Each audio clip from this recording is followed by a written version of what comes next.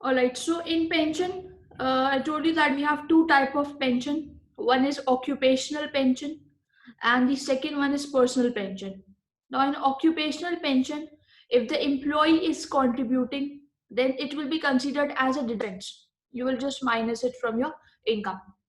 And if the employer is contributing on behalf of employee, so in that case, it will be considered as an exempt benefit. Okay. So that was occupational pension. Now the main thing is personal pension. That is the main area. Okay, so in personal pension, if employee himself is contributing, then he will be receiving some tax reliefs. Remember, he will be receiving three types of tax reliefs. Now, firstly, his basic rate band and high rate band will increase, right? Then, secondly, due to PPC, due to contribution in PPC, your adjusted net income will decrease. And what was the third benefit? That is that whatever you will contribute in PPC, out of that 80% cash will be paid by the individual and 20% cash will be paid by HMRC on your behalf. Okay. Then yesterday we have discussed one new concept of amount of benefit. So remember I told you that from now onwards you will be increasing your band limit using the amount of benefit.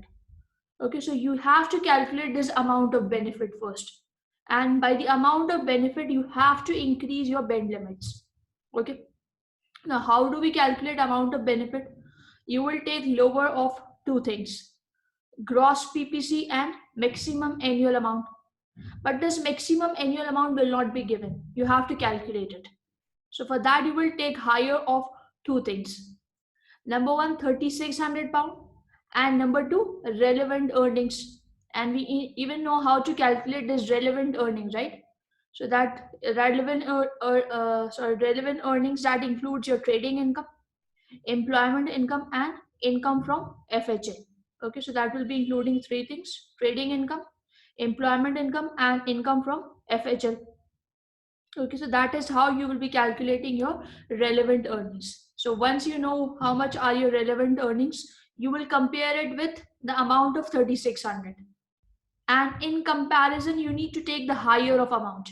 Like in this example, the higher of was 30,000. So this 30,000, this will be considered as your maximum annual amount. Okay. Now for the amount of benefit, you will compare this maximum annual amount with gross PPC. And in comparison, you will take the lower of amount, which was 30,000 in our example.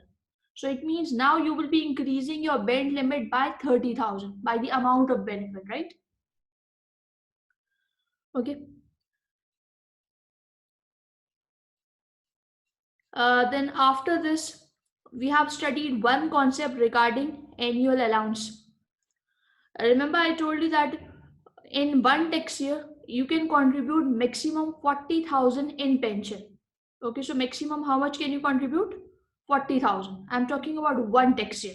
Okay, so for the current year, let's say for 1920, you can only contribute 40,000 in your pension.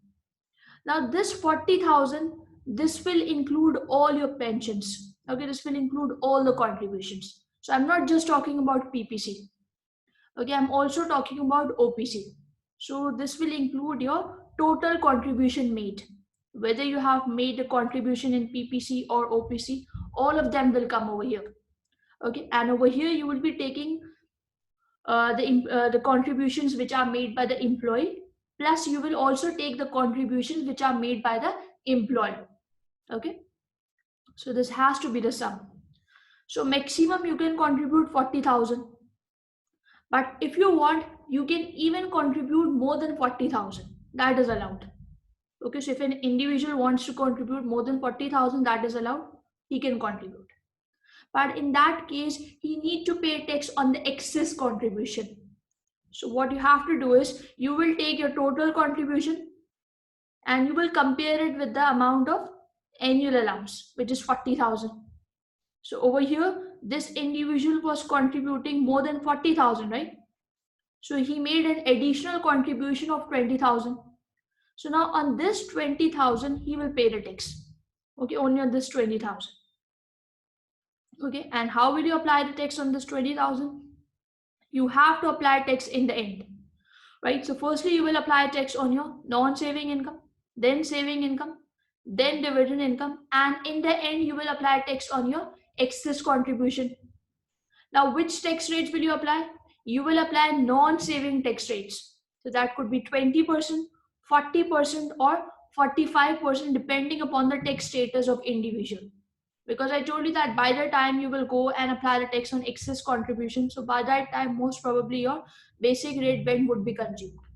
Okay, it would be fully consumed. So that will not be available. So then it means that maybe that excess contribution would be then taxable at 40%, or it might be then taxable at 45%. Okay, so that will depend upon the scenario. Okay. Now in this we have studied one more rule, that even this excess contribution amount can also reduce. Right? So if you want, you can even reduce this excess contribution amount. So for that, the rule allows you to go back to 3 tax years. Okay, so from the current year, you can go back to 3 tax years. And in those 3 tax years, you will see that was there any unused annual allowance. Okay, so what will you see in those 3 tax years? You will see whether there is any unused annual allowance. So if there is any, so that unused annual allowance can be used in the current year. Okay, you can use that unused annual allowance in the current year, and by that amount you can reduce your excess contribution. But over here there was one rule, that you will be using that unused annual allowance on FIFO basis. Okay, like let's say we are standing at 1920, so from 1920 you can go back to 3 tax years. So that is going to be 1819, 1718, and 1617. Now in these 3 tax years, I will check that if there is any unused annual allowance or not. Okay, so if there is any, like let's say over here in 1617, there was an unused annual allowance of 10,000, because the individual he made a contribution of 30,000 and your allowance is 40,000, right? So it means still 10,000 of the allowance is unused. So now if you want, you can use this unused annual allowance in the current year. Okay, and you can reduce your excess contribution, but you have to use this on FIFO basis, first in first out. Okay, so that is first year is 1617, right? So firstly you will be using the unused annual allowance for 1617, then you will use the unused annual allowance for 1718 if there is any. Okay, and then in the end you will be using unused annual allowance for 1819. Okay, so you have to follow this sequence. Okay, but I told you that in order to avail this benefit, the individual he should be a member of a registered pension scheme in all the 3 tax years.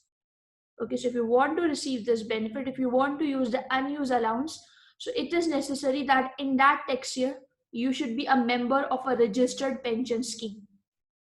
Okay, like let's say if the individual, let's say he became member from 1780.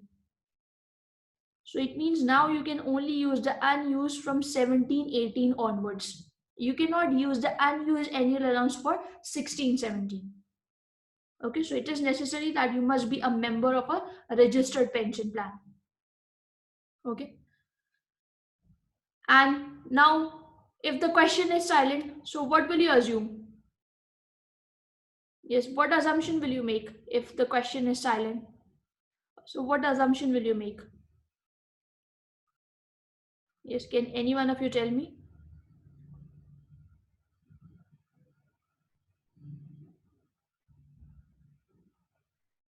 Exactly, we will assume that he was a registered member.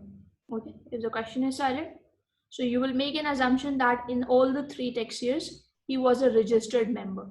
Okay.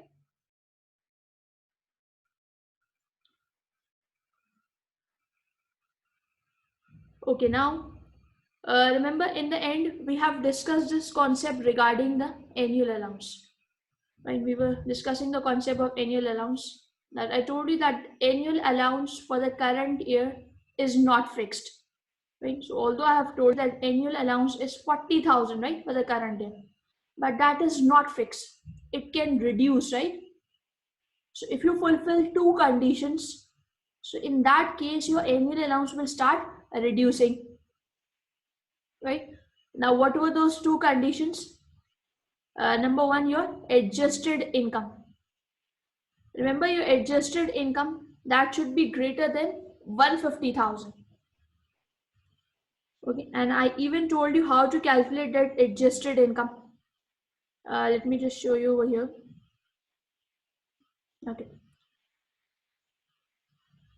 this is how you will be calculating your adjusted income. You will take net income. You will be adding employee contribution in OPC, employer contribution in OPC, and employer contribution in PPC. So in your net income, you will add all the contribution made by the employee and the employer. Okay, so that will give you with your adjusted income. So if this adjusted income is greater than 150,000, okay, this should be greater than 150,000, right? So if this is greater than 150,000, then you have to calculate one more thing. Then you will be calculating your threshold income. Okay, now how will you calculate your threshold income? You will take your net income less individual gross PPC, okay, less the contribution made in PPC by the employee. Okay, so that will give you with your threshold income or income limit. Now this income limit, this should be greater than 1,10,000. Okay, this should be greater than 1,10,000. So if both the conditions are fulfilled at the same time, then your allowance will not be 40,000. It will in fact start reducing, right? And I told you that this rule will only apply in the current year. It will not apply in the previous three tax years. Okay, so in the previous three tax years, your annual allowance is fixed. That will never change. So this rule is only for the current year. Okay, so don't apply in the previous years. Okay. And there was one more point, that is that minimum you will be receiving an annual allowance of 10,000 in the current year. So that is the minimum allowance you will receive. Okay, now let's say I have fulfilled both the conditions. My adjusted income is greater than 150,000 and my income limit that is greater than 1,10,000. So both the conditions are fulfilled. So it means now the allowance will not be 40,000. It will start reducing, right? Okay, now let's say now basically minimum it can reduce to 10,000. Okay, it will reduce maybe from 40,000 it can become 30,000, from 40,000 or it can maybe become 20,000. Okay, it can become 10,000, but it cannot be less than 10,000. So it means you will definitely receive an allowance of 10,000 in the year. Okay, that is the minimum you will definitely receive. Okay, so the allowance can never be less than 10,000. Okay, clear?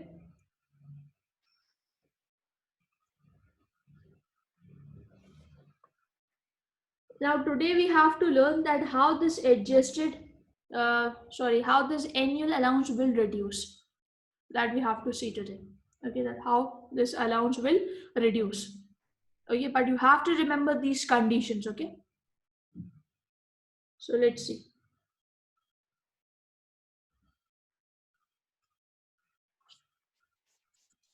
So those of you who are having the question, who have the notes with them, they can come on question number, I think that is 12.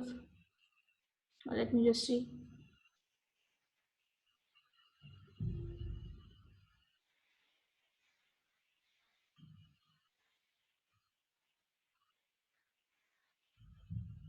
Yes, those who have the question notes with them, they can come on question number 28.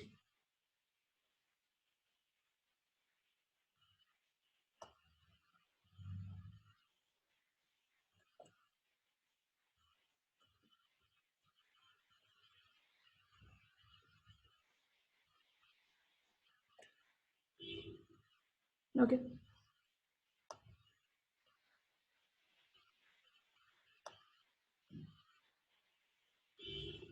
Now look over here. It says that total income is 145,000 pound. Okay. And occupational pension contribution made by the employee is 12,000. Now remember, this OPC by employee is a deductible expense, right? So you have to deduct this from your income. Okay. Then occupational pension contribution by employer is 20,000. So OPC by employer is an exempt benefit, right? Okay. So you don't have to minus it from anywhere. Okay, it is an exempt benefit. And personal pension contribution gross is 20,000. Now this is the contribution made by employee. Okay, so you can just write it down over here that this is made by the employee. Now you have to calculate the tax liability.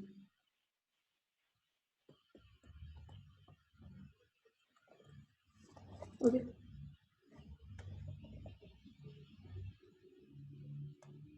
So you will, your starting will remain the same. Okay. So you will start the question from your total income, which is 145,000 pound, right? Okay. Now from this, I will be deducting occupational pension contribution by employee, right? Because that is a deductible expense. So that you have to minus from your income. So which in this question is 12,000. Okay. So it means now you will be left with 133,000. Okay.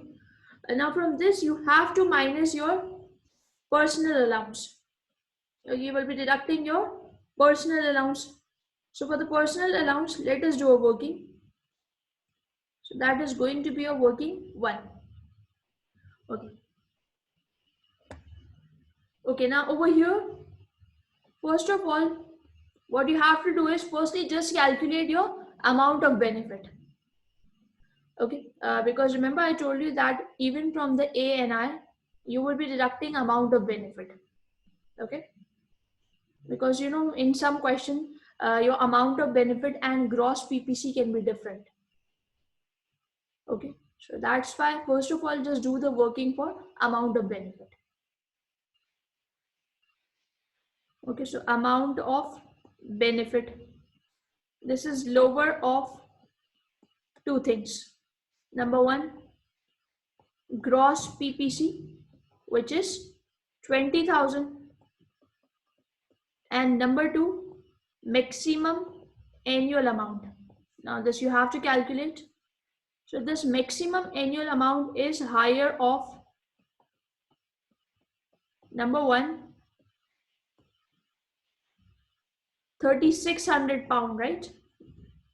And number two, relevant earnings.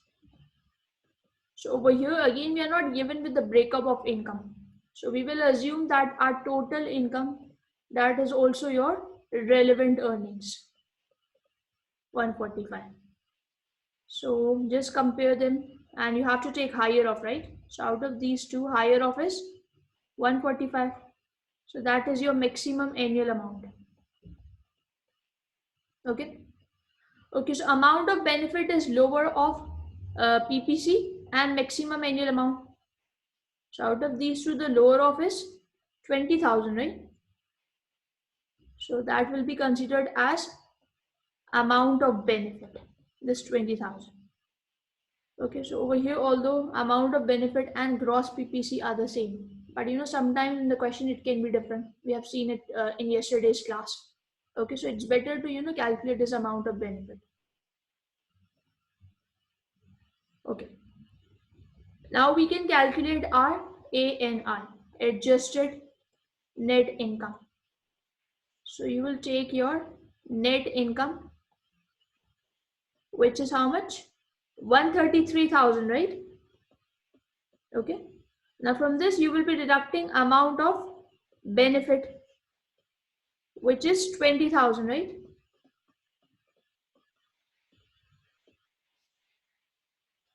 So adjusted net income will be 113,000. Okay. So what do you think? How much personal allowance will be available? Yes, will you receive any allowance over here? Yes. So how much do you think, how much allowance will be available? Will you receive the whole allowance? No, right? Because your adjusted net income is greater than 100,000. So it means 100% allowance will not be available, right? Okay, so since it is greater than 100,000, so over here your personal allowance will start reducing, right? So for that you have to follow your formula. Now what was the formula? Yes, ANI, which is 113,000 minus 100,000, right? Into 50%. So that is going to be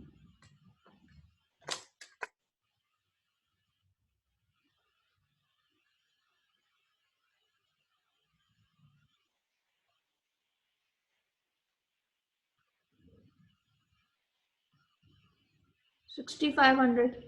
So it means now your allowance will reduce by 6,500. So normally your personal allowance is 12,500, but now it will be reducing by, you will make an adjustment of 6,500. Okay, so it means you will be receiving an allowance of 6,000, as some of you have mentioned. Okay.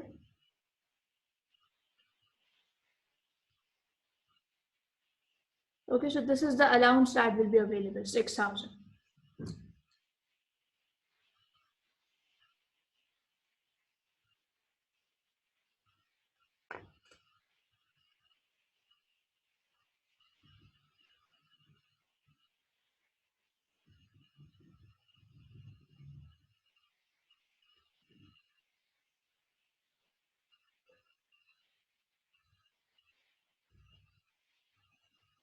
Okay, so let us minus this allowance from the income. Okay, so 6,000 that will be deducted from your income. So now your taxable income will be,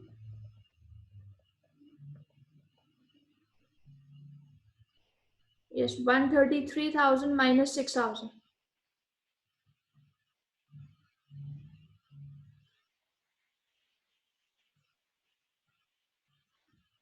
127,000, right?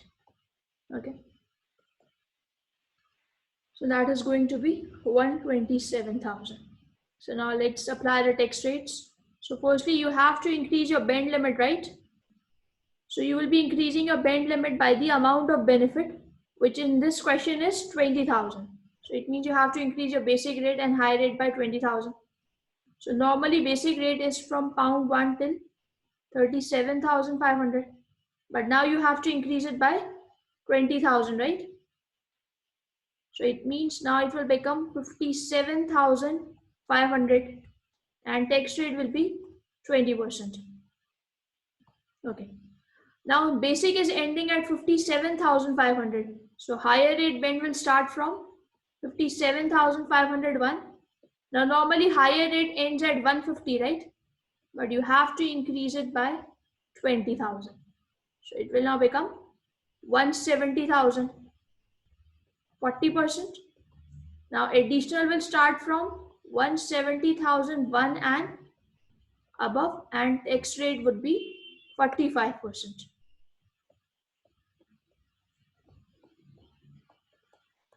Okay.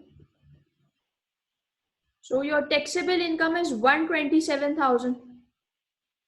So again, whole income cannot come in the basic rate. Only 57,500 of your income will come in the basic rate.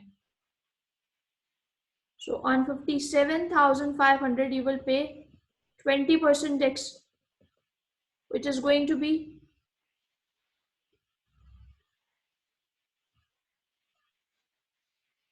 11,500. Okay. So income was 127,000, right? So out of this, you have already applied tax on 57,500 of your income. So can you just tell me the amount of excess income? Yes, 127,000 minus 57,500. Excess income will be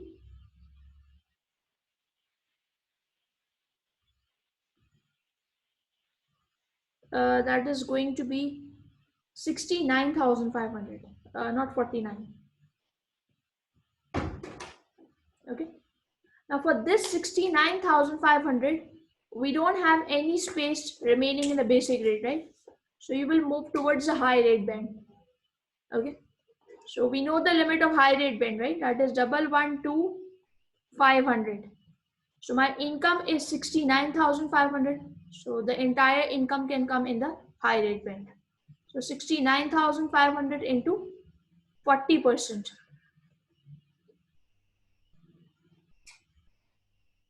That will be 27,800, right? Okay, so I hope till here each and everything is clear, because up till now we have not studied anything new. Okay, so just copy it till here, and if you have any question you can ask me. Okay, so quickly copy it so that we can move forward.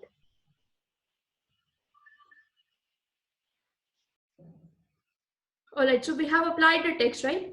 Now you will do the working for excess contribution. Okay, so let's do a working for excess contribution. So that will be a working number 2. Okay, so for excess contribution. So how will you calculate your excess contribution? You will take your total contribution, right? So total contribution means all the contribution, right? The contribution by employee plus the contribution by employer. Okay, so look over here. We have, yes, we have a contribution of 12,000 in OPC by the employee.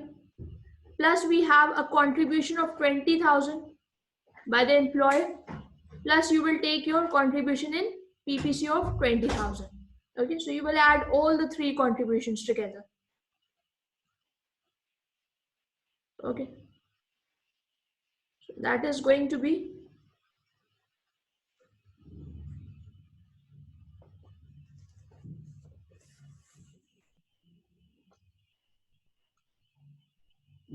yes, 12,000. Let me just write it down over here. That was 12,000, right? Plus we have a contribution of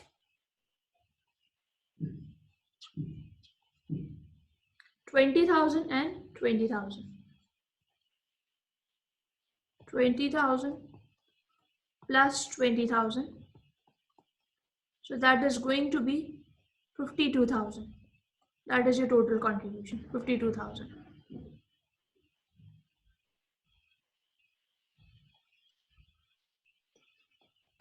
Okay.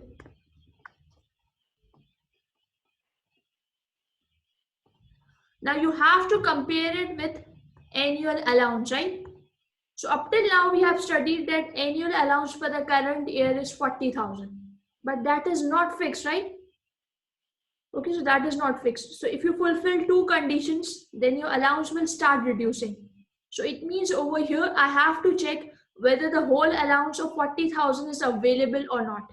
So it means even for this we have to do a working. So that will be a working number 3. Okay. So working number 3, that will be for annual allowance.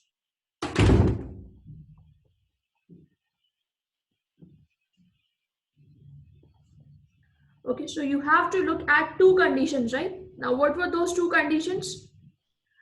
Number 1, you will be calculating your adjusted income, right? So how do we calculate adjusted income?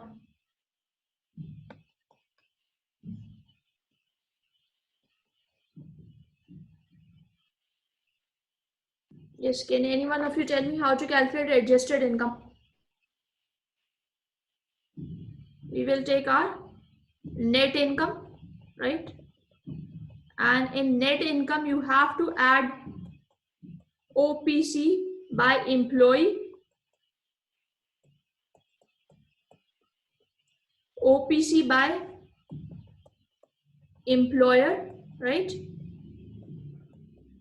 And we add one more thing over here, that is PPC by employer. So we don't have any personal pension contribution made by the employer. Okay, the 20,000 which was given as PPC, that was the PPC made by employee. Okay, so that we don't have any PPC by employee in the question. Okay, so net income was 133,000, right? So I'm writing 133,000 over here. Okay, now you have to add OPC by employee, which is 12,000, and OPC by employer is 20,000. So adjusted income will be 165,000, right? Now we have studied that if adjusted income is greater than 2,10,000, then you will be calculating one more thing, right? But let's say in the question, if your adjusted income is less than 2,10,000, so will you then calculate your income limit? No, because I told you that you have to fulfill both the conditions at the same time. So if both the conditions are fulfilled, then only the allowance will reduce. Okay, I didn't say that you have to fulfill any one of them. I told you that you have to fulfill both of them. Okay, so in the exam, if your adjusted income is less than 2,10,000, so there is no need to calculate the threshold income.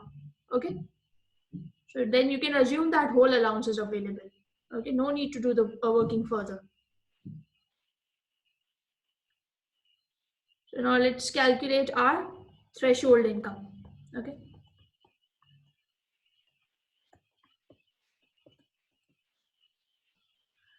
Now, how do we calculate this threshold income, which is also known as income limit? You will take your net income, which is 133,000 minus PPC by employee, right? You will take gross amount, which is 20,000.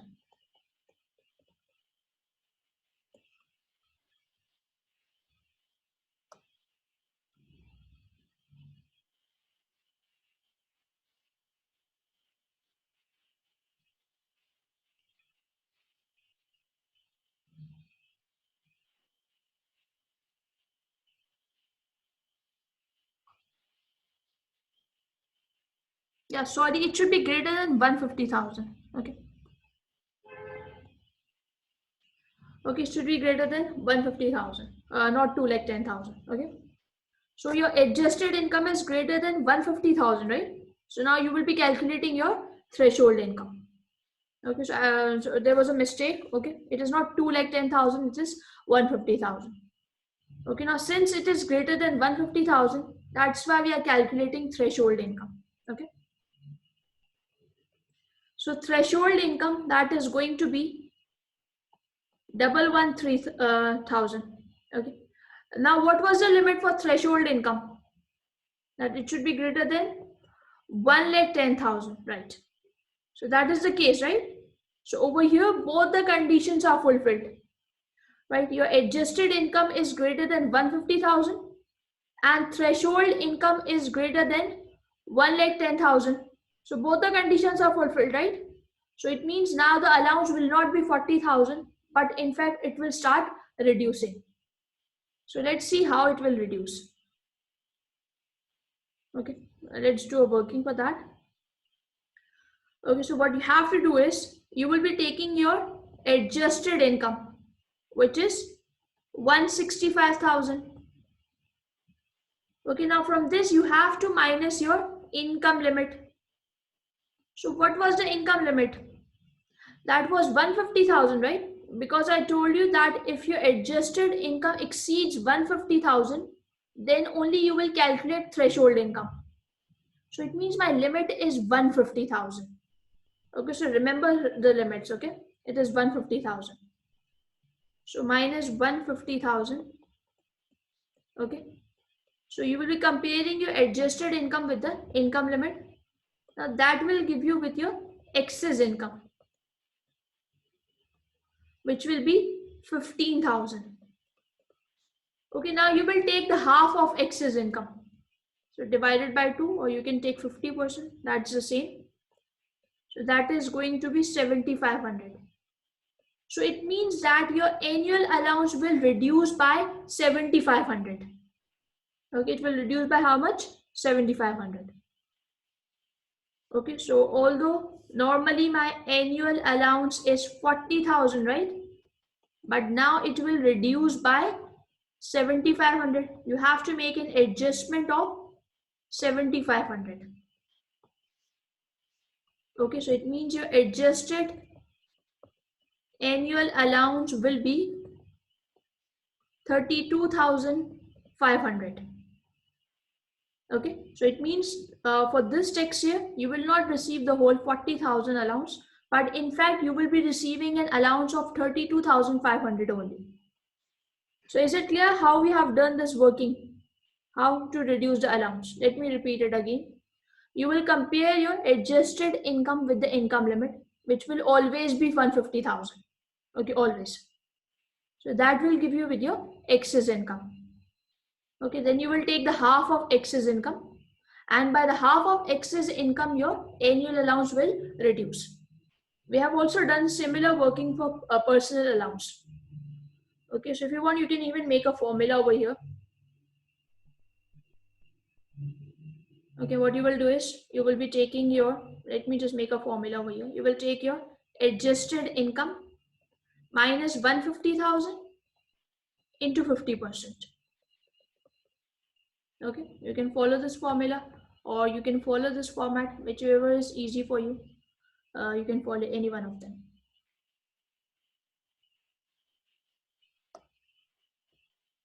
Clear?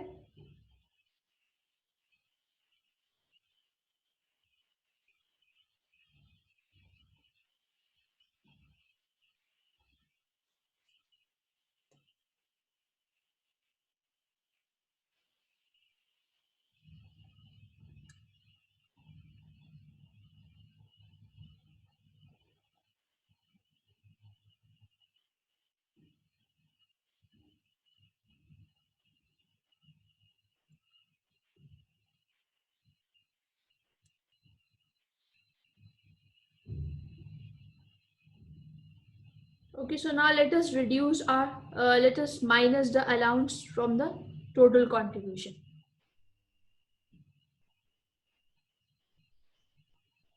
So your total contribution is 52,000, but now you will be receiving an annual allowance of 32,500, right? Okay, so excess contribution will be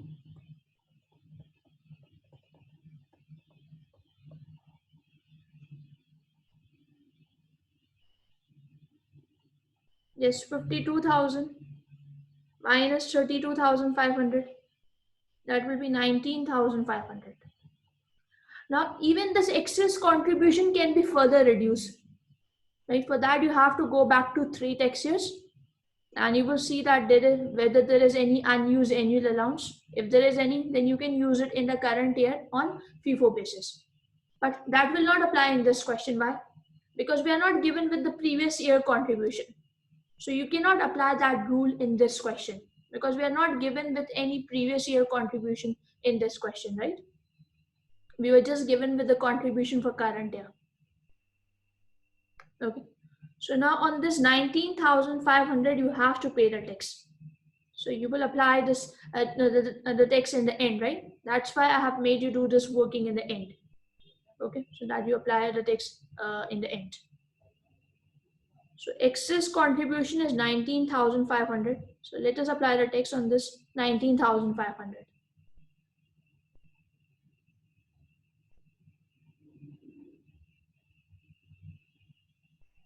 So do you think we have some for this 19,500? Do we have any space in basic rate? No, right? That basic rate was fully consumed by your taxable income.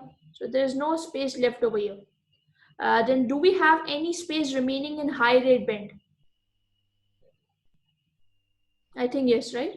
Because the limit was 112,500, and out of this 69,500 was consumed. So we still have the limit in high rate band, right? So it means that 19,500 can easily come over here. So that 19,500, that was your excess contribution, right?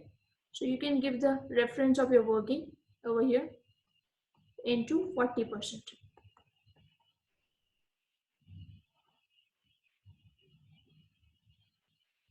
So 19,500 into 40%, 7,800, right? So it means your income tax liability will be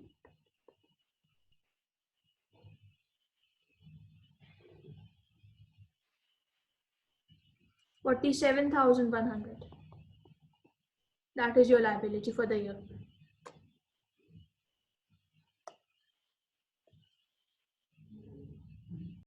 So that was all from the investment phase.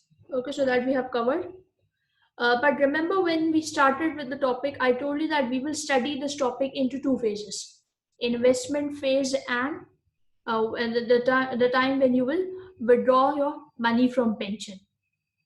Okay, so now we need to look at the other phase. Okay, so now when the individual will withdraw the money from pension, okay, when he will receive the return from pension, so now we need to learn its tax implications. Okay, so let's see.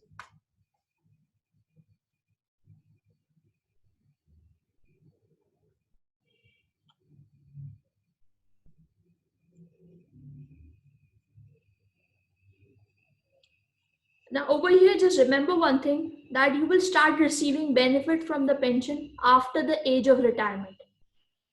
Okay, which is 55 years in UK. Okay.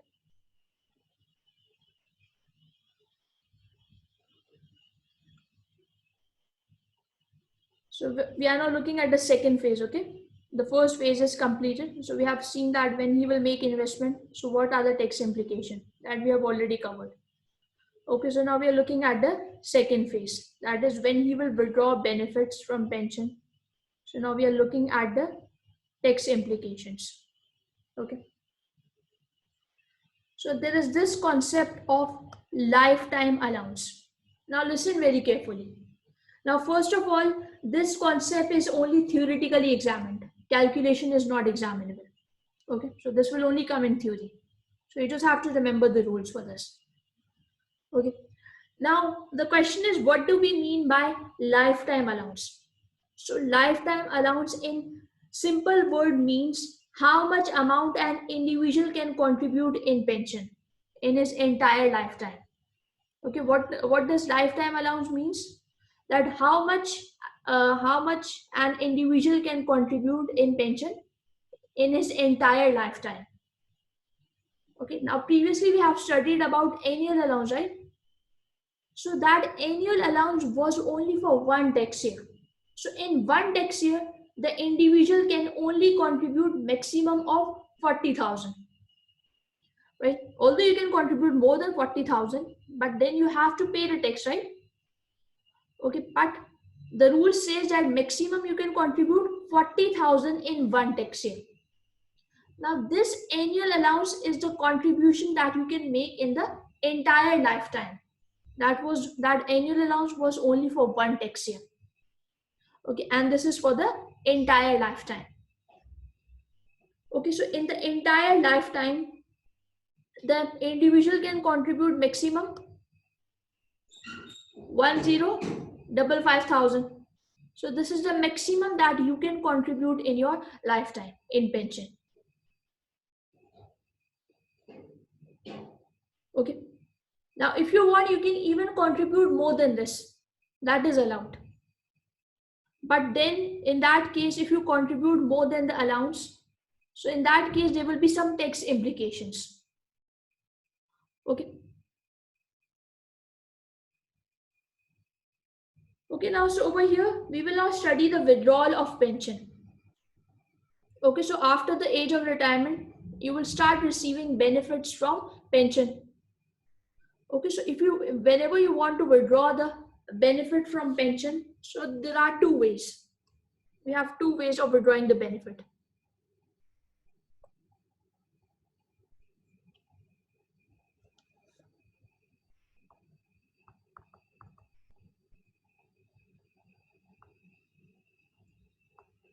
Number one, you can withdraw it as a lump sum amount. Number two, you can withdraw it as an annuity amount. Okay, now what do we mean by lump sum? It means that if you withdraw the money in lump sum, then in this case, 25% of lifetime allowance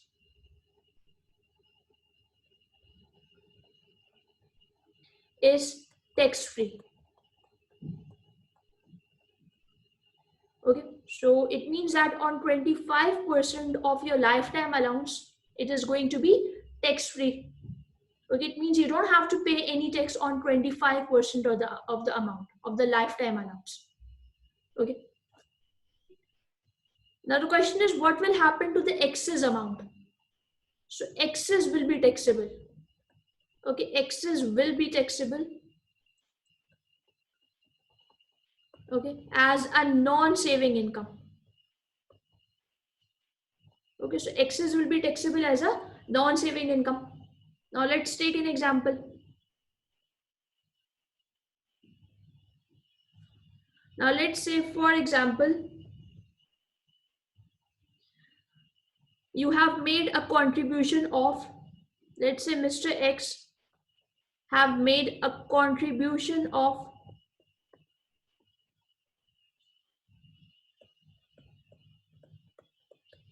800,000 in his entire lifetime. This is the contribution that he have made in his entire lifetime, 800,000. Okay. Now, how much lifetime allowance is available?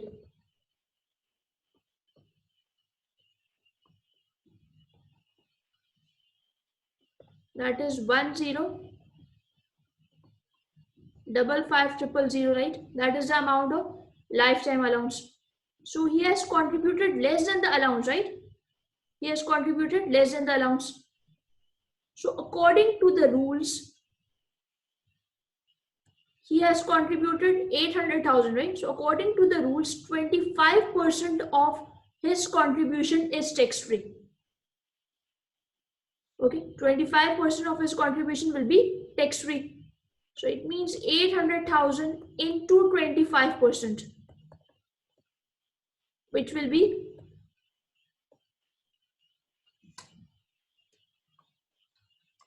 200,000, right? Okay, so this will be tax free. Tax free means that on this amount you don't have to pay any tax. This is tax free. On this amount you will not pay any tax. Okay, now the question is, how much maximum exemption can I receive? So that maximum exemption will apply on the lifetime allowance. So over here, he has contributed less than the lifetime allowance, right? So that's why now this 25% of the tax free will be on his contribution. Okay, now this will apply on his contribution because he has contributed less than the allowance, right? But let's say if we contribute exactly 1055,000, so then your tax free amount would be 25% of the lifetime allowance.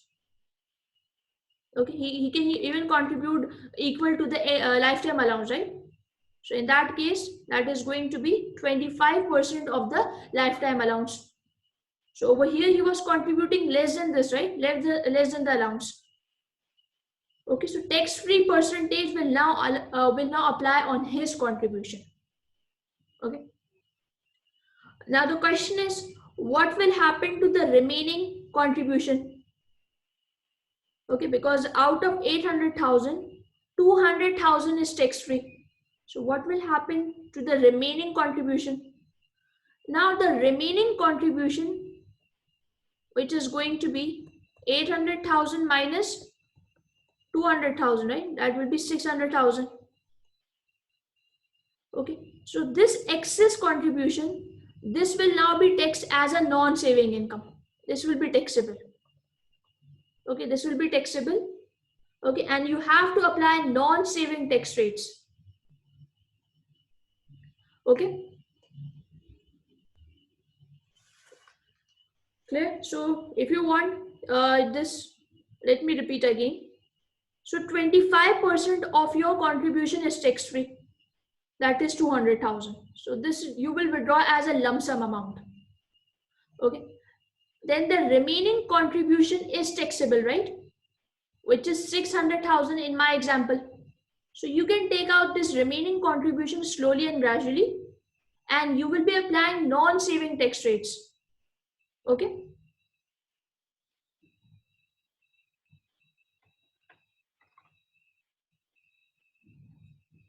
Okay, so this was the case where he was contributing less than the allowance.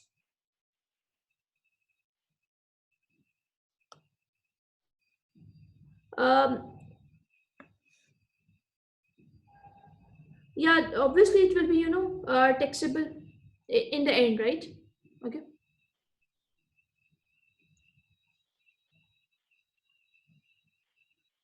Okay, so this was the case where he was contributing less than the lifetime allowance. Okay, now let's see what will happen if he contributes more than the lifetime allowance, because that is also a possibility, right? That he can contribute more than the lifetime allowance. So let's see. So let's take example number 2. So let's say in example number 2, Mr. X, he made a pension contribution of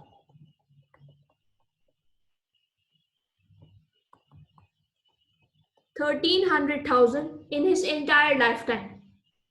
Okay. Okay, so till the lifetime allowance, the rules are same. Now, what were the rules till lifetime allowance?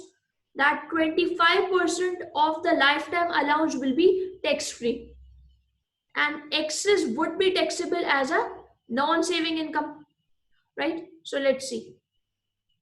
So what we will do over here is, firstly, you have to break this thing into two parts.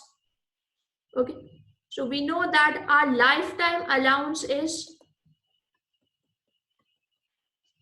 1,055,000, right? And over here, he has contributed more than the allowance. So how much more has he contributed? Yes, can you tell me the excess contribution over lifetime allowance?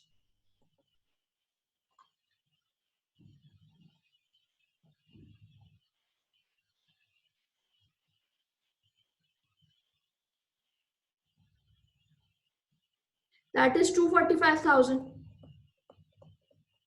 Okay, so this is the excess that he has contributed. So first of all, let us look at the treatment till the lifetime allowance. Okay, I have break this into two parts, right? So let us look at the treatment till the lifetime allowance. Now, according to the rules, 25% of lifetime allowance is tax-free, right? So just take 25% of 1,055,000, which is going to be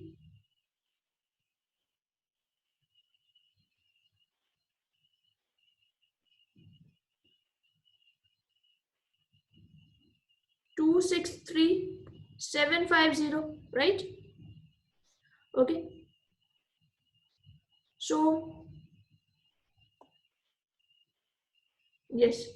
So lifetime allowance is 1,055,000, and out of this 263,750 will be tax free.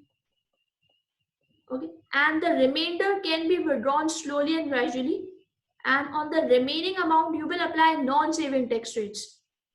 So can you just tell me the remaining amount?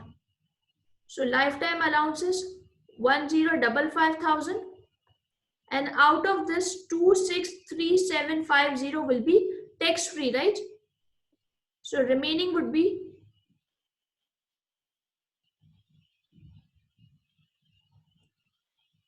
791,250. Okay, so this remaining will now be taxable, right? You can take out this remaining amount slowly and gradually. Okay, and you will be applying non-saving tax rates. Okay, so this was the treatment till the lifetime allowance, but over here he has contributed more than the lifetime allowance, right?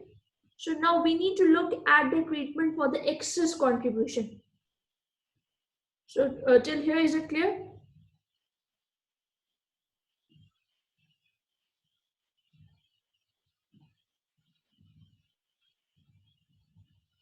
Okay, now listen carefully.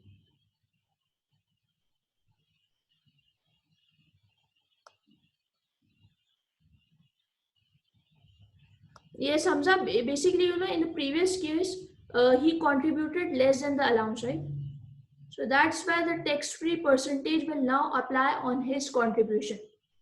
But over here, he has contributed more than the allowance. Okay, so over here, maximum, your tax-free percentage that will maximum apply on the allowance, on the amount of allowance. Okay, now that will only apply on the amount of allowance.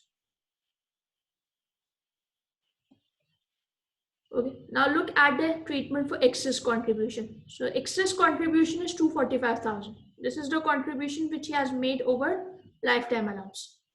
Okay, now over here you have got two options. Okay, what you can do is you can take out this money in the form of annuity. Okay, you can take out this money in the form of annuity.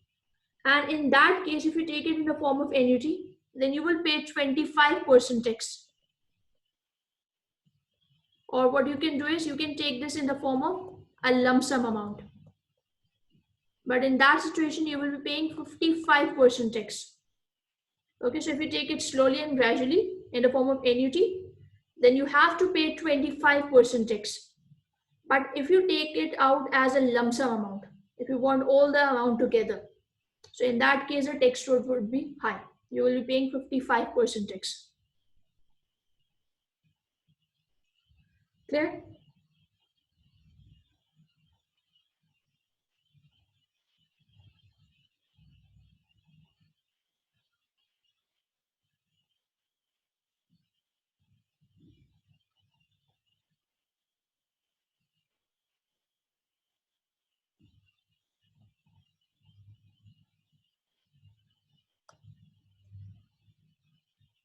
Yes, of course.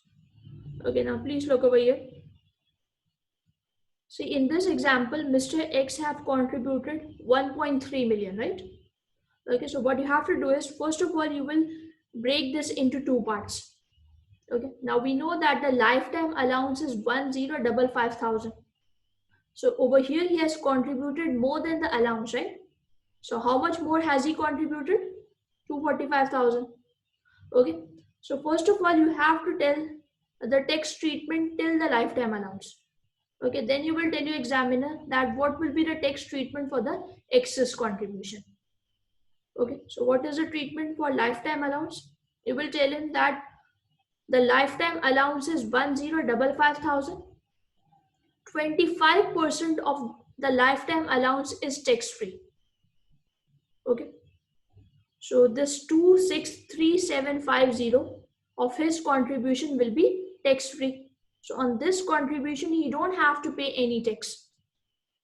Okay, while on the remaining portion, which will be 791250, now this remaining portion can be withdrawn in the form of annuity. Okay, you can withdraw it slowly and gradually. And on this remaining portion, you have to apply non-saving tax rates. Okay, so is it clear till here? Okay. Now for the other portion, for the excess contribution, you will tell him that if he takes this excess contribution amount in the form of annuity, so in that case, 25% tax will apply. Or if he takes this excess contribution as a lump sum amount, so in that case, 55% tax rate will apply. Okay, clear?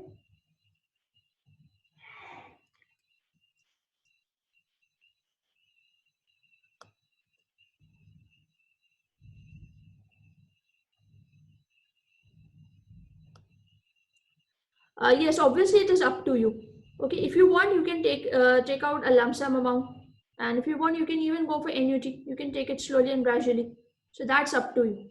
But you know, though, if you take it as a lump sum amount, then tax rate is very high. It is 55%, right? So that will not be a sensible decision.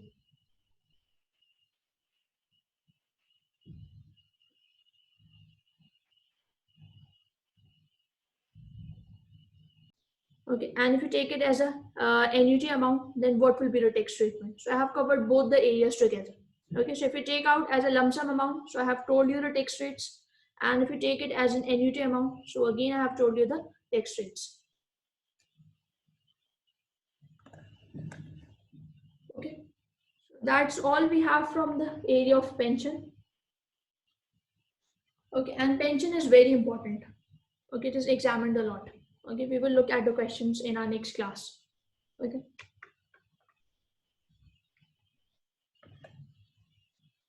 Now we have to start with the topic of trust income.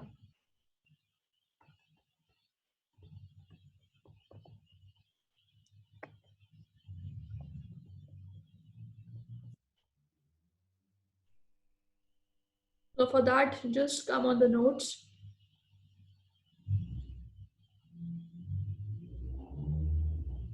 Okay, so page number 25 of your notes, of your employment income notes, okay? Okay, now firstly, we need to understand that what is actually a trust. Okay, then we'll see that what are the tax implications. Now, trust is basically a tri-party arrangement where three peoples are involved. That is donor, number one, donor. Number two, trustee. Okay, and the third person is beneficiary. Okay, so it is a tri-party arrangement where three people are involved. Donor, the person who will give money, who will give something to the trust. Okay, now that could be, that something could be an income, or that something could be an asset. Okay, then trustee, we have trustee who will actually run the trust. And the third person is beneficiary. Okay, so donor is making the trust for that person. Okay, for the beneficiary who will actually receive the benefit from the trust. Okay, now let's say, for example, let's say there's Mr. X. His children are very small. They cannot handle the income. So he has created a trust. Okay, he has created a trust for his children. Because we know that trust will not die, right? The donor can die, Mr. X can die, but obviously the trust cannot die. Okay, so let's say if the individual, let's say child is very minor, if he is not able to handle the income, so for this reason maybe he might form the trust. Okay, then secondly, let's say there is one more reason for creating the trust, that is to save the tax. Okay, that is to save your inheritance tax or income tax. Okay, so if you form a trust, then your inheritance tax and income tax will be saved. Okay, like let me give you an example. Like for example, if someone dies in UK, then the death tax is 40%. Upon death, the tax rate is 40%. Okay, so if let's say Mr. X dies, so 40% tax will be paid on his state. Okay, now let's say that state was transferred to his son. So just imagine that even if the son dies, so again 40% tax will apply, right? On the state. Okay. So what you can do is that in order to save your IST, in order to save your inheritance tax, you can transfer your asset to the trust. Okay, so that way you can save the tax. Okay, we will look into this topic in more detail in IST. Okay, right, I'm just giving an idea on how you can save the tax. Okay, so if you transfer your assets into trust, then you can save this dead tax. Then secondly, you can even save your income tax. Okay, you can even save your income tax. Okay, I will tell you how you can save the income tax. Just wait for a minute. Okay, we will come on this again. Okay, so that was the second reason for creating the trust. Okay, because I want to save my inheritance tax and income tax. Now the third reason for creating the trust is because the income that belongs to separate individual, and you want the asset to belong to separate individual. Okay, so that is also one reason, because you want the income and asset to belong to separate parties. Okay, like let's say the donor have told the trustee that whatever income is generated, that should be paid to his daughter, and whatever assets they have, that will belong to his son. Okay, so that is because when the donor dies, so now there will not be any fight between the beneficiaries, because he has already decided, right, that the income will belong to his daughter and the asset will belong to son. Okay, so that is also one reason why he formed a trust, so that to avoid any fights between the beneficiaries after the donor's death. Okay, so these are the few of the reasons for forming the trust. Now, obviously, you don't have to learn them. This was only for your knowledge. Okay. In the exam, no one will ask you that why a trust is formed. You just have to remember the text implications. That's it. Okay. Now, the trust can be formed during the lifetime. Okay. It can be formed on death, and it can even be formed after death. Now, how can we form after death? By bringing changes in your will. Okay. Now, this area is important. Okay, so pay attention. Okay, so we have two types of trust.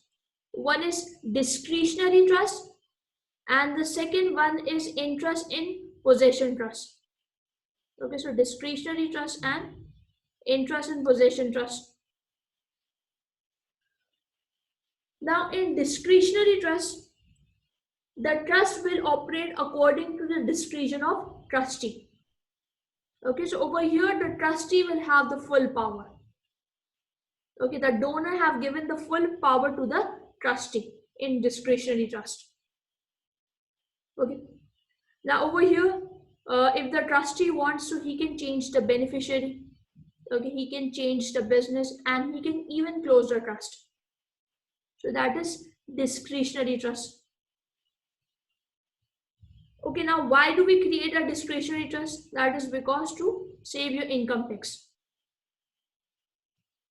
Okay, so in discretionary trust, trustee have all the power. They can change the beneficiary, they can even close the trust. Okay, now normally over here, the trustee and the donor, they are the same person.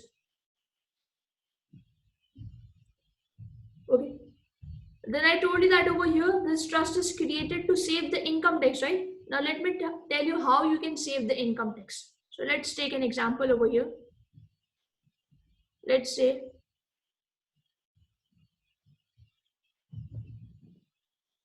for example, we know that personal allowance is 12,500, right?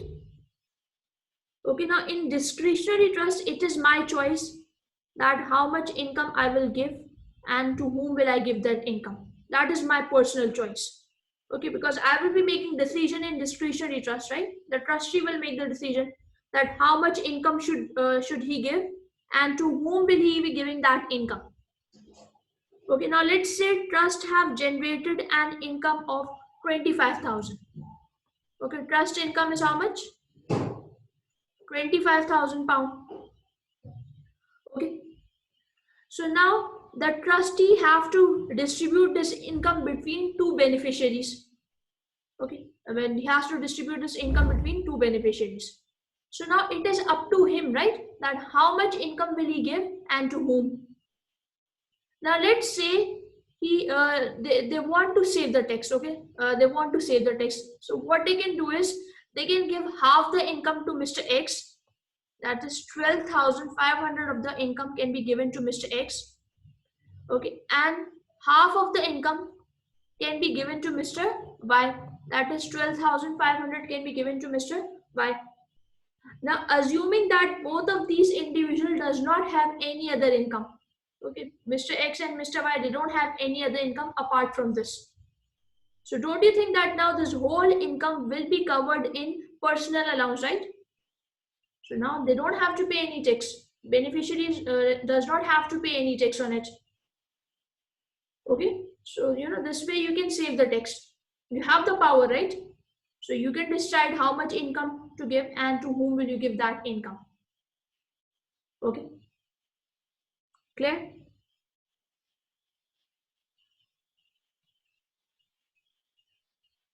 So that was discretionary trust where the trustee is having all the power. Now what is the next one? Interest in possession trust. So over here it says that the trust operates according to the instruction of donor given in trust deed or will. Okay, so over here the trustee, they are just the employees. So they will be receiving the instruction from the donor. Okay. It says in a discretionary trust, beneficiary has no right because trustee can remove him anytime, right? That we have seen in discretionary trust, right? The trustee is having all the power. And in IIP, that is interest in possession trust, beneficiary has right according to the instruction of donor because they are the employee over here, right? Amount earned by trust is distributed to beneficiary and beneficiary has to pay income tax on it. Okay, now that was just the basic difference between discretionary trust and IIP. But I'm saying it again and again that you just have to remember the tax implication. So now let us look at the tax implication, which is more important. Okay. So income received from discretionary trust is taxed in the following manner. Now this is important for you. Okay, so number one, it will be taxable on a receipt basis. Okay, so what does this mean? Can anyone of you tell me what does receipt basis means? We have to study this thing before in property income as well. Remember. No. At the time actually cash received. Right. So it means it will not be time apportioned, right? In simple terms, it means that it will not be time apportioned. Okay. Alright, so it will be taxable number one on receipt basis. Then number two, it says that 45% WHT will apply. That is, this WHT stands for withholding tax. Okay. Now let's say from discretionary trust, let's say an individual has received an income of 20,000. Okay, he's receiving an income of 20,000. So if you are receiving any amount from discretionary trust, so from that income, 45% withholding tax is already deducted. Okay, so they will give you the income net of tax. Okay, so from this income, they will minus 45% withholding tax and they will give you the net amount. So it means I will only receive 55% income, 55% amount, right? Okay. So whatever income you will receive from discretionary trust, so first of all, you have to gross it up because 45% withholding tax is already deducted, right? So how will you gross it up? You will take the amount into 100% divided by 55%, right? So that is how you will gross it up. Okay, so that is your step one. So firstly, whatever income you are receiving from discretionary trust, you have to gross it up. Then secondly, on that income, you will apply non-saving tax rates. Okay, which tax rates will you apply? You will apply non-saving tax rates. Clear?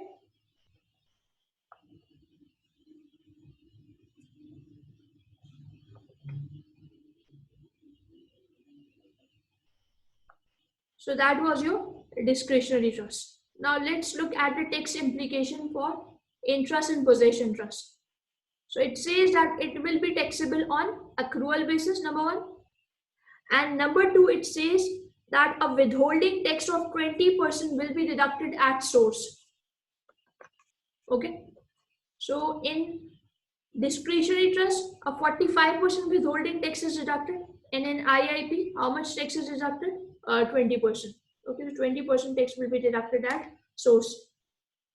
Then it says that sources of income of trust is non-saving, trading or property. Okay, so he will specifically mention in the question whether the income which you are receiving from IIP, whether it is coming from trading income or whether it is coming from, let's say, property income. Okay, so he will mention the source of income in the exam question. Okay. Okay, so for IIP trust, just remember one thing, that whatever income you are receiving from IIP trust, first of all, you have to gross it up. Yes, Hamza, basically firstly you have to gross up all the incomes and then you will calculate your tax liability. And once you have calculated your tax liability, then from that tax liability, you will minus the tax credit, because that will not be your final liability. Okay, because you have already paid some of the tax at source. Okay, so you have to make the deduction in the end.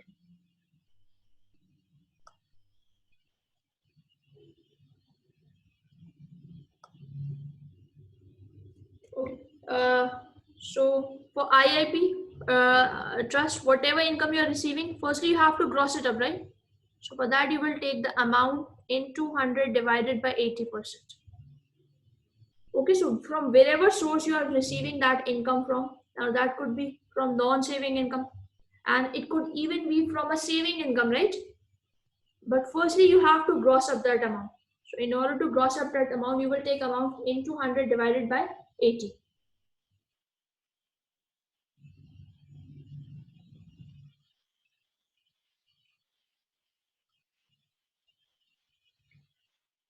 Okay, so read this paragraph with me. It is very important. It says that if income from IIP trust is paid out of the trust, non-saving income or saving income, it will be received by the beneficiary net of 20% tax and must be grossed up by multiplying by 100 divided by 80. So if you are receiving income from IIP in the form of a non-saving income or saving income, so firstly, you have to gross up that amount, right? So in order to gross up that amount, you will take amount into 100 divided by 80. That is how you will gross up for non-saving and saving income. But you can even receive income in the form of dividend. So let's see what it says for dividend. So it says that if it is paid out of dividend income, it will be received by the beneficiary net of 7.5% tax. So if they are giving you any dividend income, so in that case, 7.5% withholding tax is deducted, not 20%. So for dividend, if you have to gross up that dividend amount, so you will take the amount into 100 divided by 92.5. Okay, so that is for dividend. Clear? For non-saving and saving, if you are receiving from non-saving, let's say they're giving you a property income, that is a non-saving income, right? Or maybe they are giving you an interest income. So in that situation, in order to gross up, you will take 100 in amount into 100 divided by 80. But if they are paying you any dividend income, so in that situation, 7.5% tax is deducted. So in order to gross it up, you will take amount into 100 divided by 92.5.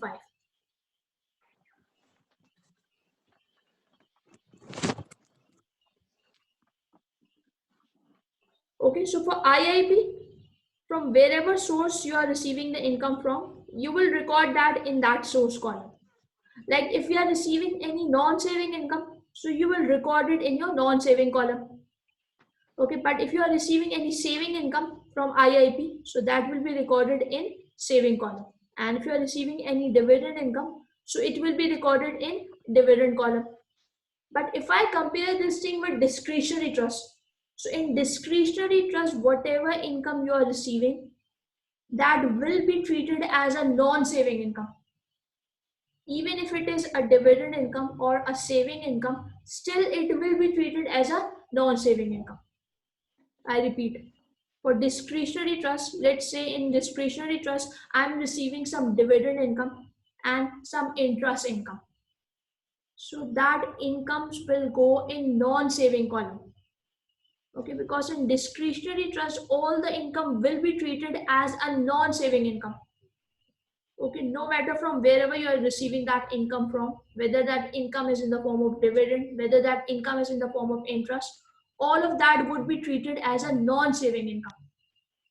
But for IIP trust, if you are receiving a property income, so that will go in non-saving column.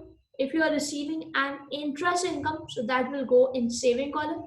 And if you receive dividend income, so that will go in dividend column. Okay, that special rule is only for discretionary trust. So for IIP trust, the rules are the same that we have studied before, right? So you will look at source of income and accordingly you will record the income. Clear?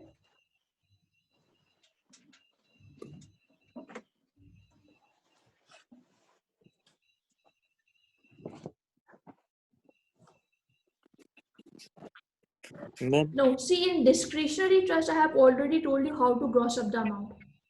So that is into 100 divided by 55. Okay, for discretionary trust. Okay.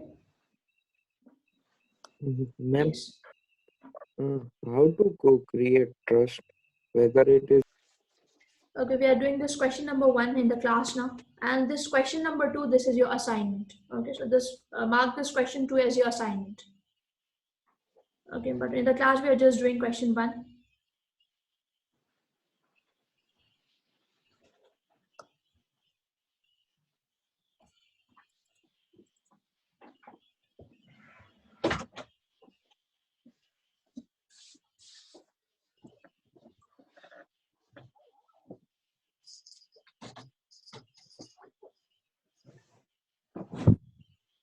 Okay, let me read this question with you guys.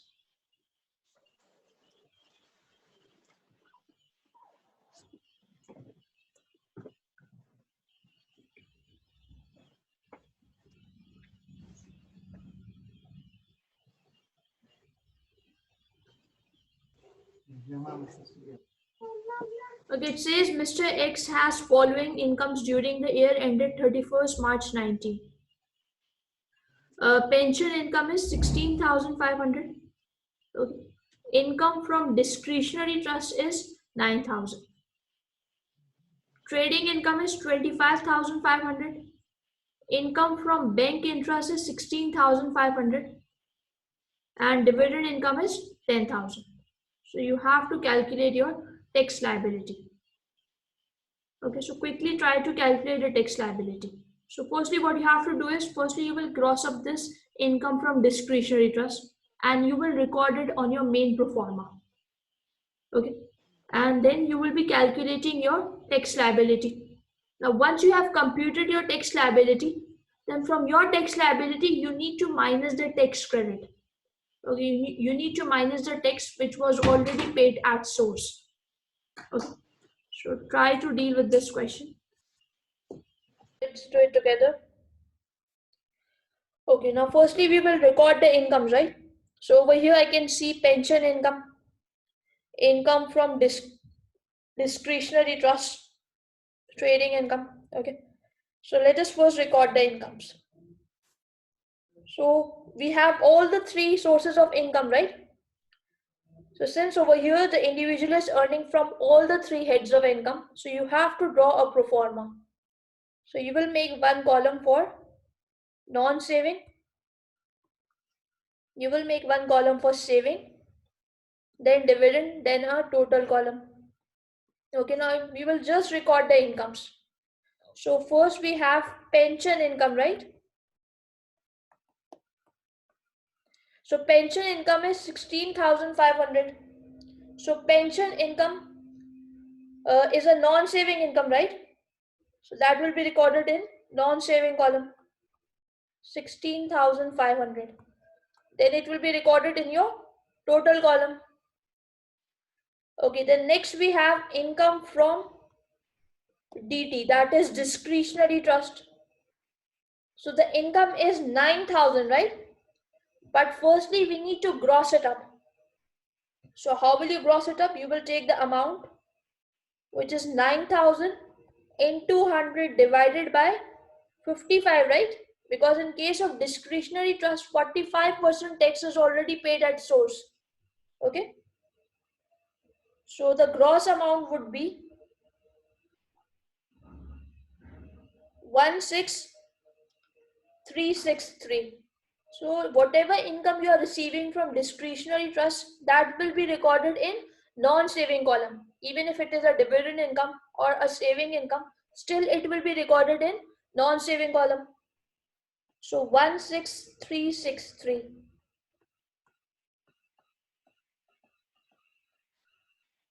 Then we have trading income,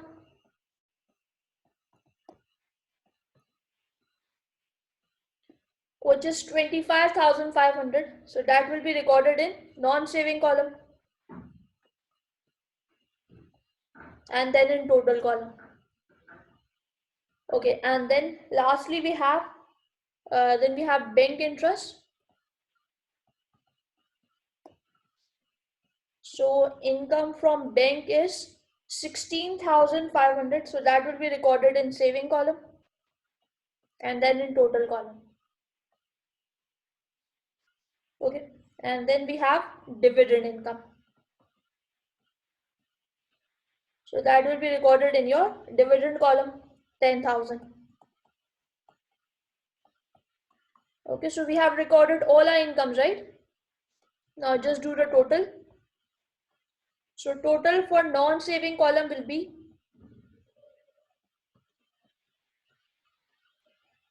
5,833. What is the total for non-saving column?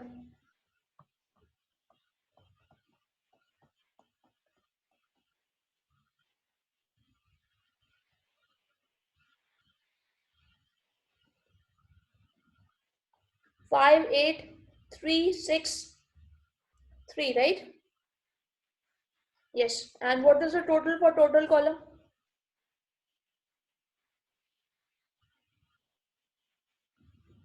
That is 8,4,863. Now just minus your personal allowance. So look at your total income. So how much allowance will you receive? Income is less than 100,000, right? So we will receive the whole allowance of 12,500. So non-saving have fully consumed your personal allowance. So it means saving and dividend income does not have any personal allowance remaining. So you will just minus it from your total column. So taxable income will be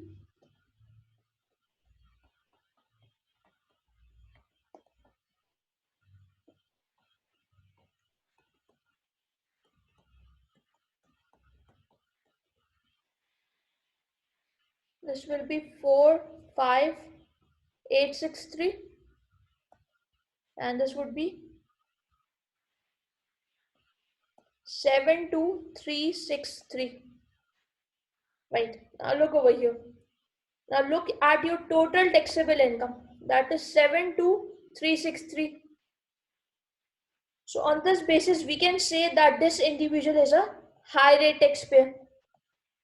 So it means on your saving income, you will receive NRB of 500 and on dividend income, you will be receiving NRB of 2,000, right?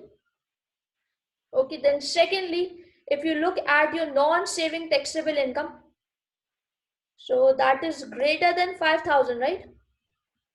So it means that in saving income, we don't have any concept of starting rate band. For saving income, you don't have to apply the concept of starting rate band, right? So now let us apply the tax rates. Okay, so firstly, you will apply tax on non-saving income. So non-saving is 4,5,863. So whole income cannot come in basic rate, right? So only 37,500 of your income will come in the basic rate. So into 20%, that will be 7,500. So non-saving income was 45863, and out of that we have applied tax on 37,500. So can you tell me the amount for excess income?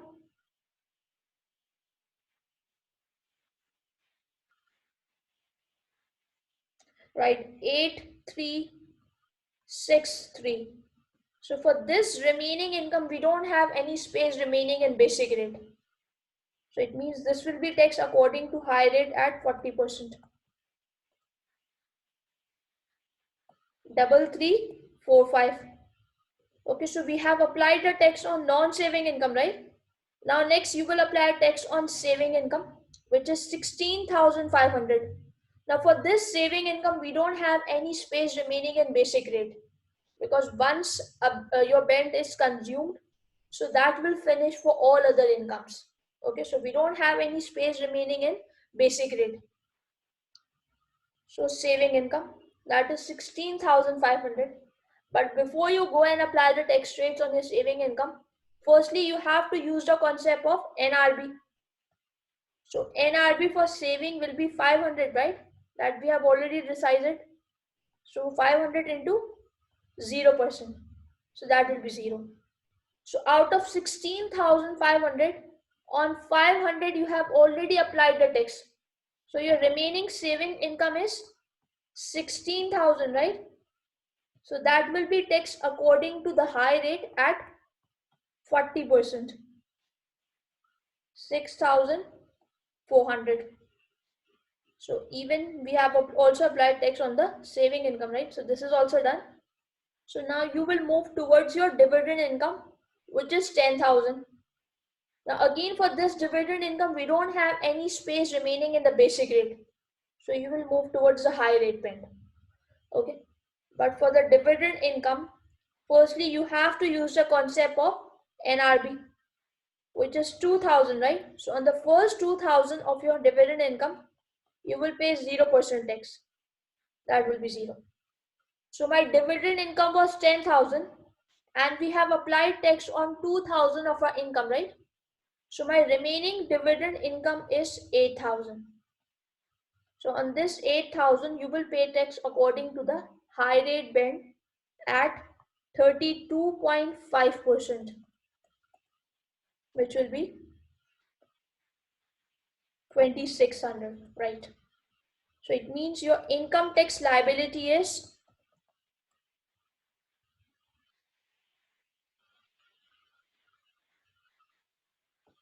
19,845. But this is not the final tax which you have to pay, because we have already paid some of the tax at source, right? So the income which you have received from discretionary trust, on that income you have already paid some of the tax at source. So you will minus that, right? You will be deducting tax credit. Okay, so how much income did you receive from discretionary trust? The gross amount. That was 16363, right? So that is the gross income which you have received, 16363, and on this income you have paid a withholding tax of 45%, right? So that you will minus from your liability.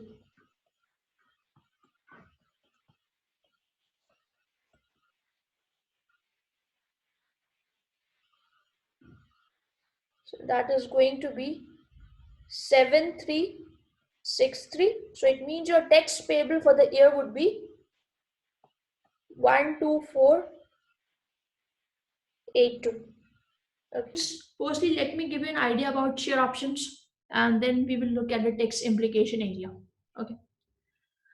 Now share option, that is when company offers the employee to purchase the shares from the company. Okay, so company, they will offer the employee that if they want, they can purchase the shares of the company at less than the market price.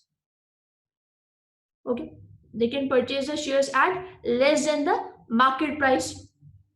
Now let's say the market price is $10.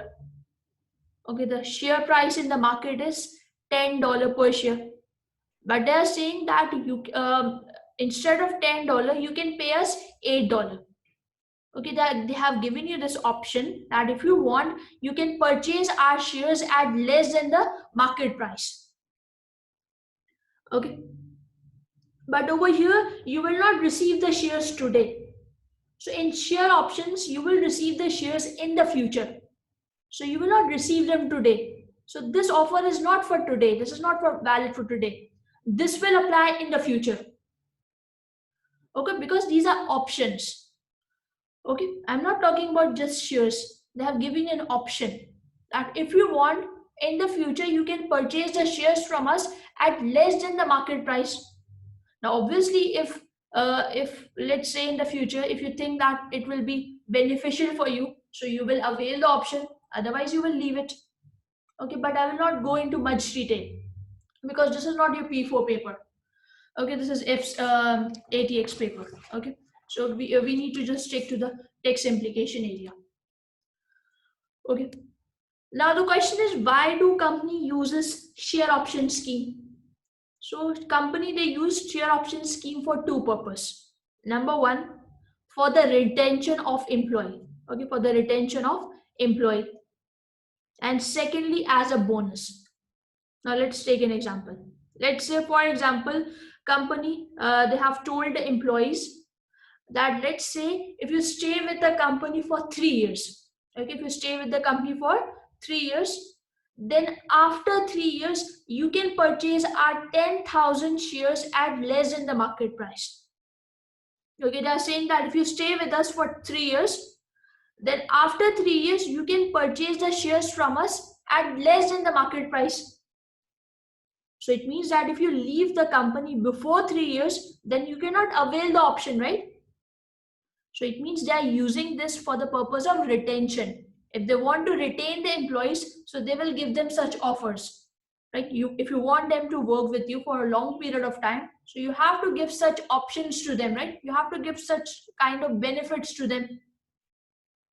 Okay, so you are saying that if you stay with us for 3 years, then only you can purchase the shares at less than market price. But if you leave before 3 years, then this option will not be available, right? So it means they are using it for retention of employee. Okay, then secondly, I told you that share option is used as a target bonus. Okay, now let's say the company, they have given a target to the employees. So if they achieve the target, then as a bonus, the employer will provide you with shares. Okay, they will provide you with the shares which you can purchase at less than market price. Okay, so in the exam you don't have to go in much detail that for what purpose he is using that share option. That will be mentioned in the question. Okay, this was just for your knowledge. Okay, so just remember one thing, that in share option scheme the company will offer shares to the employee at less than the market price, but they will not purchase them today. They will be purchasing them in the future. Okay, so at what amount they will purchase the shares, that is something which will be mutually decided between both of them. Okay, now can I say that if I sell those shares, now let's suppose I have fulfilled the conditions. Okay, I have stayed with the company for more than 3 years. So now I can purchase the shares from them at less than market price, right? So now can I say that if I sell those shares, now I have purchased them from the company, right? So those shares are mine. So if I sell those shares, so I will generate some income, right? Right? If you sell those shares in the market, so you will be generating some income. Now on that income, you have to pay the tax. Okay, but the problem is that these are not shares. These are share options. Okay, these are share option schemes. So now your taxation authorities, they have basically divided the share option schemes into two parts. Okay, and they have divided the share option scheme into two parts. one is approved scheme and the second one is unapproved scheme. Now the question is that what is the difference between these two? Okay, what is an approved scheme? What is an unapproved scheme? Okay, so listen very carefully. Okay, now whenever HMRC, whenever they make any scheme, so they will make certain rules for that scheme. Okay, whenever they will make any type of scheme, they always make certain rules for them. So in case if those rules are fulfilled, then it will be known as your approved scheme. Okay, if those rules are fulfilled, if the employer have fulfilled those rules, okay, they will give you with the list of rules. Okay, so you have to checklist them. You need to perform, you need to see that whether you're following those rules or not. So if you follow that list of rules, then it will be known as an approved scheme. But if I don't fulfill the rules, then it will be known as an unapproved scheme. Okay, so unapproved scheme is not illegal. Okay, it is not illegal, but it means that you did not meet those terms and conditions of HMRC. Okay, so unapproved scheme, that is very much legal. Okay, but it only means that you did not fulfill the terms and condition of HMRC. Okay. Okay, now so now we know really well that what is an approved scheme and what is an unapproved scheme. Now you must be wondering that even if the scheme is approved, so what will be the benefits? Okay, and for unapproved scheme, if I don't fulfill the terms and condition of HMRC, then what will be the tax implication, right? So remember one thing, that the main difference between these two is that if you have earned an income through approved scheme, then you have to pay low tax. Okay, if you have earned income through approved scheme, so you will pay low tax.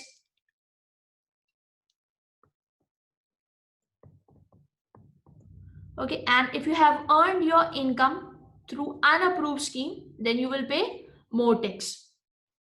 Okay, so that is the main difference between the two of them. Okay, so it means that the main difference between the two schemes is only the difference of tax liability. Like on one scheme, you will pay low tax, and on the other scheme, you will be paying more tax. Okay, so it means that the difference will be only of tax liability. Okay. Now whenever company, whenever they offer share option scheme, whether it is approved or unapproved, so at that time HMRC will tell them the rules. Okay, like let's say they're about to offer some share option scheme to the employee. So now HMRC will come and they will tell them the rules. Okay, they will tell the company that if you meet those terms and condition, then your share option scheme will be termed as approved scheme. And if you don't meet those terms and condition, then your share option scheme will be termed as unapproved scheme. Okay. Now, what is the benefit of approved scheme? That if the employer fulfill those terms and condition, then the employee will pay low tax. Okay, we are studying from the perspective of employee. Okay, because we are looking at employment income rules. So it means over here we will be looking each and everything from the perspective of employee. Okay, so I'm talking about the employee. Okay, so that employee will pay low tax on it. Okay, and if the employer does not fulfill the rules and regulation, then it will be known as an unapproved scheme, and on unapproved scheme the employee will pay more tax. So employee is receiving the benefit, right? So employee will pay the tax. Okay, so we are talking from the perspective of employee. Okay, clear?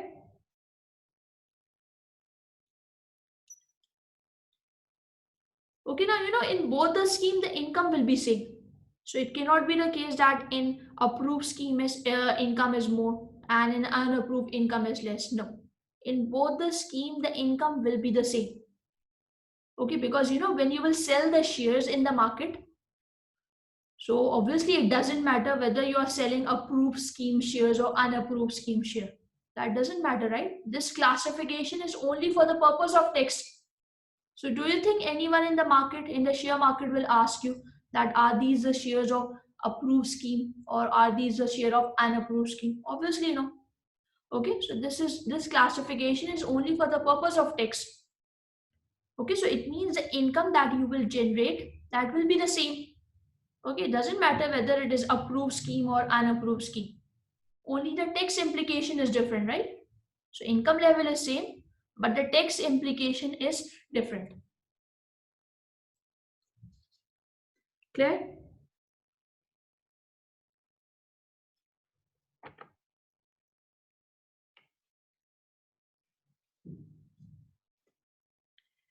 Is any question that you want to ask?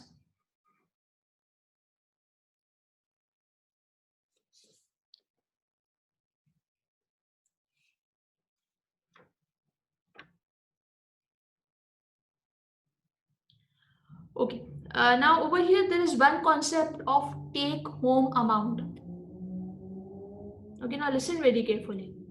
Now you know, whenever we make our decisions, we make our decision on the basis of take home amount. So what is take home amount? So basically over here you will add all your inflows. Okay, and from the inflows you will minus all the outflows.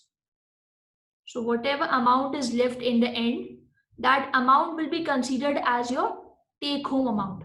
So you will take all your cash inflows minus cash outflows. Okay, but you will only take cash inflows and cash outflows. Okay, you will take the difference between cash inflows and cash outflows. So net amount, that will be considered as your take home amount. Okay. Now for approved scheme, can I say that in case of approved scheme, your take home amount will be more? Why? Because over here you are paying low tax, right? So don't you think that over here your take home amount will be more? Right? Because over here my outflow will be less, right? I will pay low tax, right? So that's the payment of tax, that is an outflow of cash for you. Okay, so don't you think that outflow of cash will be less over here? So ultimately your take home amount will be more. But for the unapproved scheme, can I say that over here your take home amount will be less? Why? Because I will pay more tax over here. So my cash outflow will be more, right? So it means my take home amount will be less.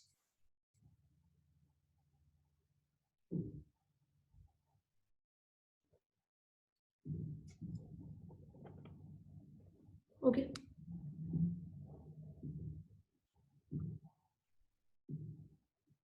Okay, now you know, in share option scheme, there will be 3 events. Okay, whether it is approved scheme or unapproved scheme, in both the scheme there will be 3 events. Okay, so I'm talking about both the scheme. Okay, so in both the scheme there will be 3 events. Number 1, granting of an option. Number 2, exercise of an option.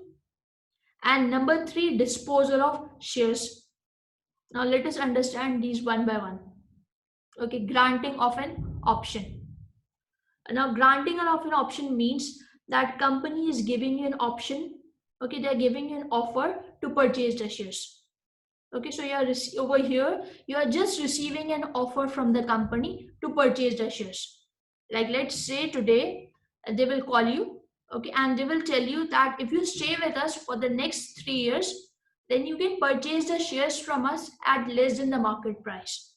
So it means today they are just giving you the offer, right? Okay, and that offer that will apply in the future. I cannot purchase the shares today. They are saying that if you stay with us for 3 years, then only you can purchase the shares at less than the market price. So it means today I'm just receiving the offer, but I cannot purchase the shares today. I will purchase them in the future after 3 years, right?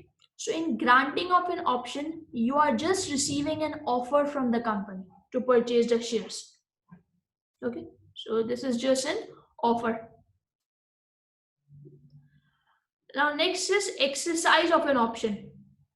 So over here you will actually purchase the shares from the company. Okay, exercise of an option means that you will purchase the shares from the company. Okay, so after 3 years, if I see that things are going in my favor, okay, if I think that this offer is beneficial for me, so I will purchase the shares from the company. So that is basically known as exercise of an option. Okay, so for purchase of shares, we are using the term exercise of an option. Okay, and disposal of shares means that you will go and you will sell those shares in the stock market, right? So that is disposal of shares. Okay, so in share option, you will always find these three events: granting of an option, exercise of an option, and disposal of shares. Okay. Now, with the respect of each of these scheme, that is approved and unapproved scheme, we need to look at the tax implication with regard to these three events. Okay, like for approved scheme, I need to see that what will be the tax implication in case of granting of an option, exercise of an option, and disposal of shares. And same goes for unapproved scheme. So even for the unapproved scheme, you need to know the tax implication at the time of granting of an option, exercise of an option, and disposal of shares.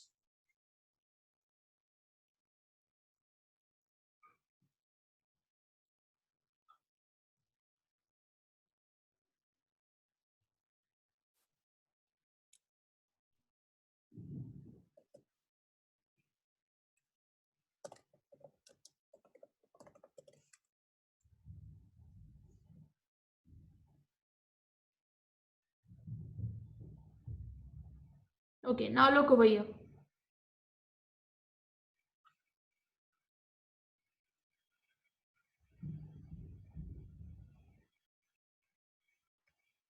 Now see if it is an approved scheme. So at the time of granting of an option, no tax will be paid. Let me tell you the reason why. Now in granting of an option, I told you that you will receive the offer from the company to purchase the shares, right? Okay, so let's say they have offered you to purchase 10,000 shares. Okay, they have offered you to purchase 10,000 shares. So was there any exchange or any income generated at this time? No, right? They have just given you an offer, right? So granting of an option, that is just an offer. So on offer, we don't pay any tax, right? Because at this point in time, there was no exchange of any sort of income. No sort of income was generated, right?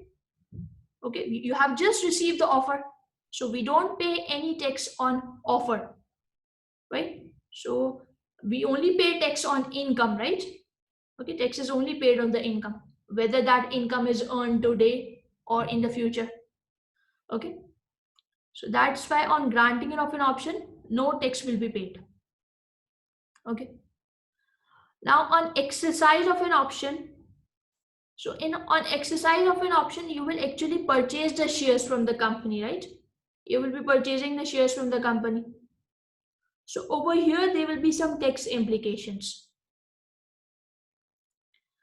Okay, but for approved scheme, it clearly states that in case of exercise of an option, you will not pay any tax.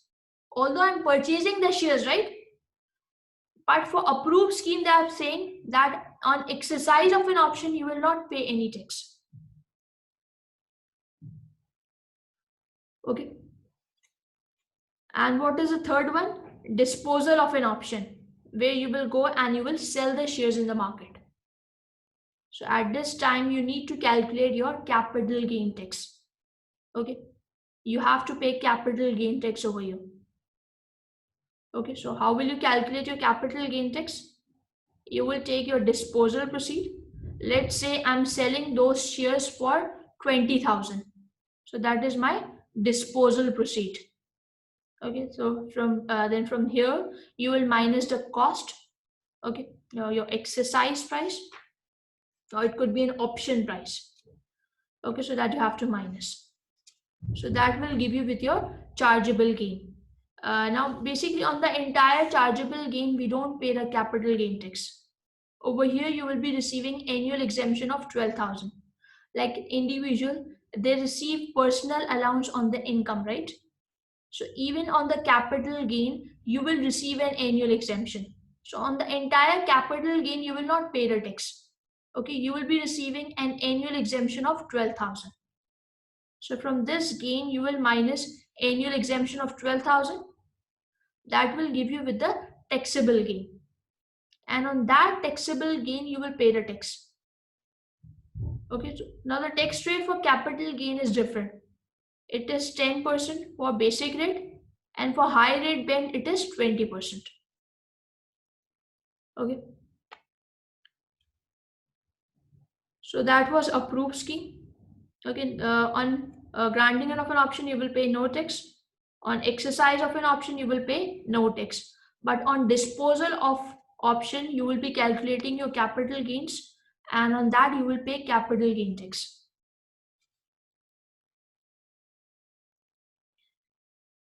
Now for unapproved scheme, again you need to know the tax implication for all the three events. Okay, for granting of an option, you will not pay any tax because I told you that this is just an offer and we don't pay any tax on the offer, right? But on the exercise date, you will actually purchase the shares from the company, right? So if it is an unapproved scheme, so this time you will be computing benefit over here. Okay, and that benefit will be treated as employment income and income tax will be paid.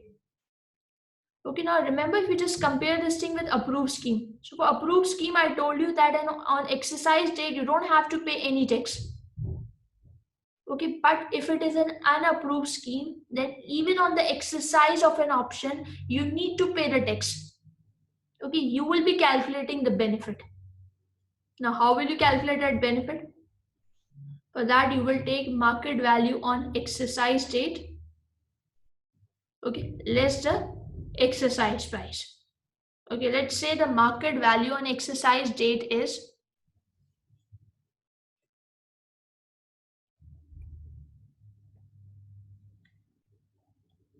£10.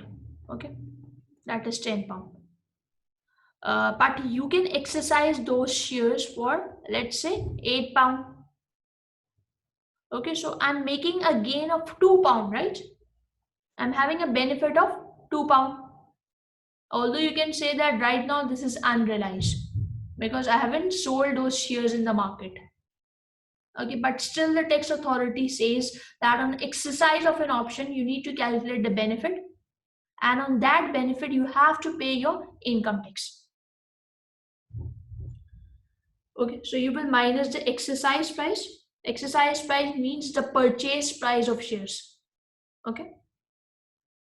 Then you will minus option cost. Okay, so that will give you with your employment benefit, and on this employment benefit you have to pay your income tax. And what is the third one? Disposal date. Okay, disposal of your shares. So on disposal of shares you will pay capital gain tax. Okay, this is the format. It is the same. You will take disposal proceeds minus market value on exercise date. That will give you with the chargeable gain. Now from this chargeable gain, you will minus the annual exemption amount. And on the taxable gain amount, you will apply your tax rates. That is 10% or 20%. Okay, we will discuss this thing again in our next class. Okay, so we will continue from here and we will also practice a question on this area. Okay, so in our next class, we will be